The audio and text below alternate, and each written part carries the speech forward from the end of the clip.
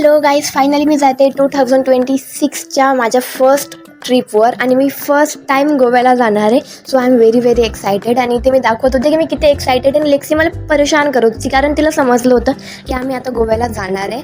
आणि इथे फायनली माझी बॅग पॅक होऊन झाली होती आणि खूप जास्त लेट झालं होतं. माझे बॅग पॅक करण्यामध्ये खूप जास्त वेळ गेला होता. आणि ही तिची बॅग आहे कारण माझी बॅग मी 2 दिवसा अगोदरच पॅक करून ठेवली होती.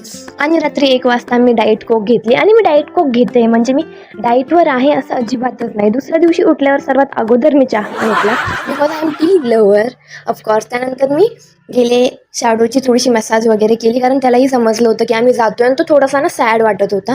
देन आम्ही गेलो बाहेर लंच करण्यासाठी आणि आम्हाला आजपासूनच बाहेरचं खायचं होतं.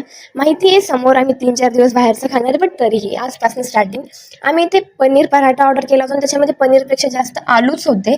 त्यामुळे आम्हाला दुसरी एक डिश ऑर्डर करावी लागली. देन आम्ही गेलो थोडी ब्युटी प्रोडक्ट्स घेण्यासाठी अँड आम्हाला एक्सटेन्शन घ्यायचे होते. आणि फायनली आम्हाला हवे तसे परफेक्ट एक्सटेन्शन आम्हाला मिळाले होते. देन आम्ही घरी आलो. घरी आल्यावर दीची पॅकिंग चालूच होती. म्हणजे मी काल रात्री पॅकिंग करून ठेवलं आहे, तरी पण हिला बार ओपन करून काही ना काही ठेवायचं असतं.